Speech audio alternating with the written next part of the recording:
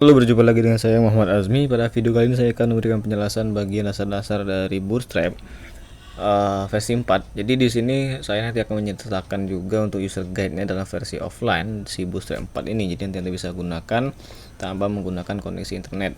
Nah, tahap pertama kita memanggil dulu file-file yang dibutuhkan. Kalau misalkan dilihat dari Bootstrap atau halaman Bootstrap saat ini ada tombol get started. Nah, di sini akan ditampilkan atau ditujukan file-file apa saja yang perlu kita masukkan, yaitu CSS-nya dan JavaScript-nya. Nah, di sini kalau yang di studi kasus saya yang di project e-commerce ini, saya sudah menyertakan 4 bagian penting yang dimana pada bagian pertama merupakan template-nya, yaitu simplex.css. Kemudian custom.css ini bisa Anda gunakan atau tidak, karena di sini kita menggunakan project yang sudah jalan, maka saya membutuhkan custom.css untuk mengatur CSS yang customnya. Kemudian pada bagian JavaScript kita memanggil dulu jQuery-nya yang terbaru, yaitu 3.3.1.js. Kemudian kita memanggil juga untuk bootstrap.min.js-nya. Nah, kemudian kalau masuk pada bagian istilahnya template dasar ataupun starter template-nya, Anda bisa lihat di sini. Jadi ada bagian namanya doctype, kemudian HTML yang untuk menyertakan ataupun menyatakan bahwa halaman tersebut adalah dalam bahasa Inggris, tag head, kemudian tag body. Nah, pada bagian di header yang saat ini kita lihat, ini akan saya coba copy saja. Saya akan membuatkan contoh yang dasar sekali. Jadi pada bagian front saya akan masuk pada bagian yang namanya itu buat folder baru saja, new file percobaan .php. Kemudian saya simpan di sini. Ini akan saya buang yang tidak perlu, seperti pada bagian slider, kemudian ya slider saja yang akan saya buang. Buat analitik. Kemudian ini juga akan saya buang. Ini saya ganti menjadi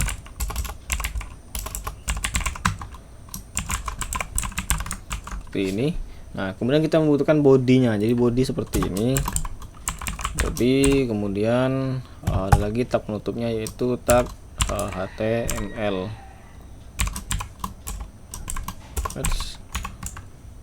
Oke, pada bagian body kita akan memasukkan contoh. Kalau satu template tadi di sini, saya akan saya akan copy dari hello ini.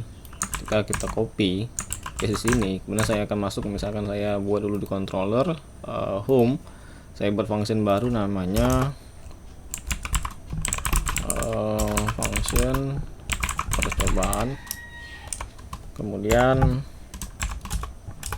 saya akan load view-nya seperti ini, itu dengan memanggil front percobaan.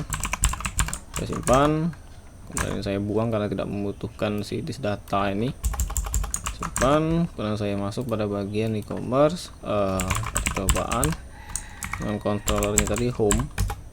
Nah, hello world. Nah, tapi di sini belum ada apa-apa karena kita belum memasang contoh untuk kolom, form dan segala macam. Nah, kita lihat lagi pada bagian setelah kita menyertakan ataupun memanggil semua file, pada bagian selanjutnya adalah di bagian layout. Nah, di layout ini Anda bisa memahami bagaimana strukturnya. Jadi kalau Anda lihat di sini, saya buka dulu view-nya. Ada yang namanya itu tag container, kemudian ada lagi yang namanya div row, ada lagi yang namanya div call lg 12 misalkan. Kalau misalkan ada ingin membuat sebentar, saya seperti ini, kemudian saya simpan, ini saya simpan, kemudian kita lihat lagi di sini, maka dia akan tampil sebentar. Ini saya ganti menjadi H1 saja, saya pindahkan di sini, halo dunia.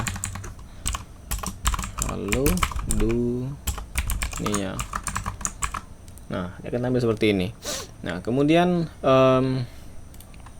kalau misalnya Anda perhatikan pada bagian containers Jadi istilahnya layout paling dasar dari Bootstrap yang dibutuhkan untuk mengatur grid sistemnya. Jadi kalau di Bootstrap ini ada namanya grid system, yang dimana ada namanya call, kemudian call yang disertai dengan LG misalkan, ataupun MD, XS, seperti di sini ada XS, MM, MD, LG, dan XL. Nah kalau di Bootstrap 3 itu dia tidak ada yang namanya XL, dia cuma ada XS sampai ke LG saja. Nah kemudian di sini Anda bisa lihat keterangan-keterangannya dalam jumlah max width ataupun jumlah lebar dari suatu layar yang akan digunakan di masing-masing tag, seperti misalkan di SM, kemudian XM, kemudian SM, MD, LG. Nah, maksud XMD itu adalah XS itu adalah extra small. Kalau SM itu adalah small device. Kemudian kalau MD medium device. Kemudian kalau LG itu large device. Kemudian kalau XL extra large. Nah kemudian saya akan mencontohkan lagi misalkan di bagian di konten ini, sebentar, image. Nah pada bagian misalkan saya ingin buat tabel nih. Nah tabel di sini Anda sangat mudah untuk menggunakan Bootstrap ini kalau Anda copy paste, kemudian ada timpa di sini misalkan. Nah kita refresh, maka akan tampil datanya. Nah di sini Anda bisa lihat bahwa kalau saya inspect di sini, sebentar. Nah seperti ini misalkan saya arahkan ke bagian mana tadi, kontainer. Nah dia akan memblok yang biru itu adalah bagian kontainer. Kalau row dia masuk ke lagi pada bagian yang kontainer itu dia mencakupi yang sampai orange dan hijau. Sedangkan kalau yang row dia mulai masuk kepada yang biru. Kalau LG dia lebih sempit lagi pada ke yang biru yang di dalam hijau, warna hijau itu. Kemudian pada bagian kelas ya di tabel menampilkan bagian tabel. Nah untuk pengaturannya, kalau di tabel, kalau kita ingin membuat suatu tabel itu responsif, ada tagnya. Jadi kalau misalnya Anda perhatikan di sini kan dia example contoh tabel saja. Kalau misalnya saya inspect kan bagian laptop ataupun ukuran laptop di sini, saya bagian tablet, saya bagian mobile, ini yang lebih kecil lagi. Nah tetapi kalau misalkan ini saya buat lagi saya buat kolom baru lagi, misalkan saya tambahkan 2 saja. Nah 2 kolom tadi seperti ini, kemudian saya masukkan lagi ini 2 kolom, sebentar, ini seperti ini, saya simpan, saya refresh. Nah dia akan melewati batas yang telah ditentukan ataupun batas dari layar. Contoh ini kan sedang di bagian mobile. Kalau di halaman yang lain seperti di bagian tab mungkin akan masih terlihat. Tapi yang paling jelas adalah pada bagian laptop ataupun layar yang beresolusi di HD ataupun di Full HD. Nah pada bagian laptop 1024 pixel dia mulai nggak kelihatan, jadi masih ada scroll seperti ini. Dan juga Anda bisa lihat di sini dia tidak rapi. Sebentar, ini 1 MD. Ini kita membutuhkan berapa kolom sini? 1 2 3 4 5 6. 1 2 3 4 5. 1 2 2 4 5 6. Oh di sini kurang 1. Saya ganti ini, refresh apa? Sebentar. 1 2 3 4 5 6. 1 2 3 4 5 6. Ini nyelip di mana MDO nih?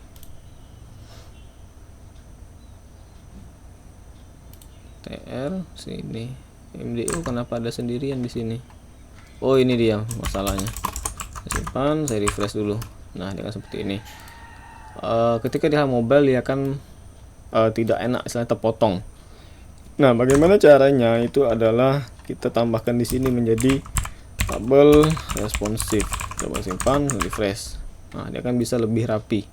Jadi ada scroll bar di sini. Walaupun memang dia nantinya akan muncul suatu batasan seperti ini, tapi kita perlu untuk lebih enak dilihatnya menggunakan scroll bar seperti ini, terutama kalau misalkan tabelnya itu memiliki kolom yang banyak. Coba di sini sebentar saya lihat dulu benar nggak kalau tabel responsif ini. Kita ambil contoh di bagian back, kemudian di bagian misalkan produk list. Tabel, kita membutuhkan ini div class, bukan di sini. Jadi kita membutuhkan suatu yang namanya div baru. Saya majukan dikit biar rapi. Oke, nah di sini kita masukkan yang namanya div class tadi tabel responsif. Ya, tabel responsif. Tabel responsif. Kemudian ini saya pindahkan. Ini saya pindahkan seperti ini. Oke, kita refresh tadi mana? Nah, sebenarnya sama saja kalau Anda ingin memasukkan di dalam dengan yang di luar tadi. Jelas kalau misalkan di mana pada bagian full screen dia tidak akan tampil untuk scroll barnya. Tapi kalau Anda misalkan ke halaman yang lebih kecil seperti di sini mana paling kecil di mobile yang biasanya akan tampil untuk scroll bar seperti ini. Oke, kemudian masuk pada bagian lain, misalkan saya masuk di bagian setelah membuat tabel pada gambar. Nah, di image ini Anda bisa lihat responsive image yang tagnya itu adalah image fluid. Nah, kalau yang di Bootstrap 3 sehingga saya itu nama tagnya adalah image responsive. Nah, kemudian di mana meletakkan image fluid ini? Kita meletakkannya di bagian kelas. Jadi di dalam tag image class. Jadi apa namanya? Nantinya Anda bisa juga melihat bagaimana cara membuat image thumbnail. Yang tinggal Anda masukkan saja kelasnya itu di image thumbnail seperti ini. Yang contohnya misalkan kalau Anda lihat di bagian, coba saya dilihat di produk. Mana produk depan, produk front end, produk, kemudian home, produk new. Di sini ada yang namanya, saya masukkan nggak, saya menggunakan bukan gambar itu. Nah, di sini saya menggunakan untuk yang card image, tapi sama saja kalau untuk menggunakan thumbnail seperti ini. Contoh ini misalkan saya ambil contoh yang mana ya, percobaan, saya masukkan apa namanya tagnya seperti ini. Kemudian pada bagian bawah saya letakkan di sini. Nah, ini akan saya panggil gambarnya. Coba kita ambil image, kemudian produk, dan saya copy full page. Sebentar, ini buang dulu. Oke, kemudian ini jangan thumbnail tapi yang aslinya saya simpan. Kemudian kita lihat di sini, ini tidak bermasalah. Ini bermasalah, apa yang terjadi PHP? Oh, di sini home asset ini. Home asset. Coba kalau kita masukkan sebentar, PHP echo base URL. Nah, ini sudah tampil. Nah, di sini merupakan format thumbnail. Kalau kita lihat di sini image thumbnail. Kita lihat di kelasnya tadi image thumbnail. Nah, di sini harusnya bukan dalam format besar seperti ini. Coba kalau kita tanpa menggunakan kelas. Nah, perbedaannya ada di bagian si, coba kalau kita minimize dengan menggunakan thumbnail. Nah, si bagian thumbnail ini, kelas thumbnail ini berguna untuk membuat gambarnya itu responsif seperti yang pada bagian di sini tadi. Jadi gambar yang ada di Bootstrap ini akan otomatis responsif kalau kita menggunakan tag ataupun kelas bawaannya. Misalkan saya buka di bagian ini, dia akan otomatis menyesuaikan. Jadi Anda bisa lihat. Nah, oke. Nah, kalau yang di project itu akan saya mempunyai dua format foto, yaitu yang dalam memang foto thumbnail dan foto yang asli. Contoh kalau saya masukkan seperti ini, maka akan menghasilkan gambar yang lebih kecil karena sudah diatur size dari si foto tersebut.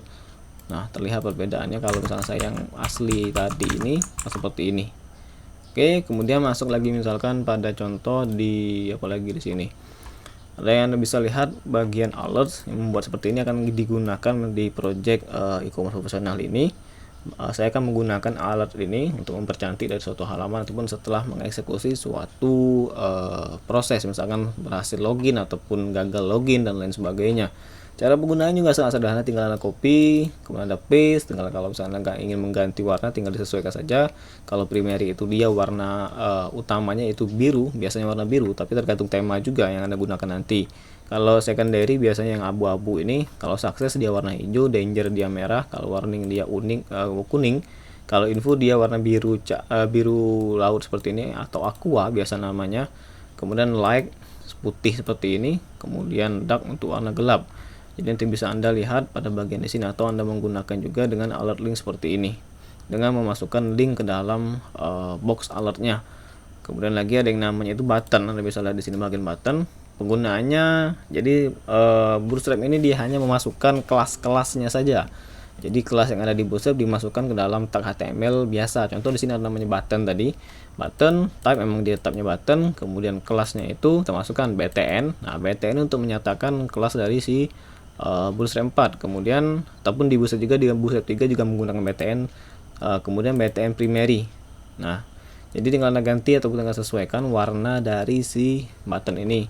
Kemudian tagnya seperti ini, untuk outline seperti ini tinggal Anda gunakan ataupun tinggal Anda pakai di bagian-bagian Bootstrap 4 yang ada di user guide-nya. Jadi saya rasa tidak perlu dijelaskan panjang lagi, karena nanti Anda tinggal bisa memahaminya sendiri di bagian Bootstrap ini. Oke, di sini juga sudah cukup lengkap untuk penjelasan penggunaannya. Jadi semoga bermanfaat, sampai jumpa di video selanjutnya.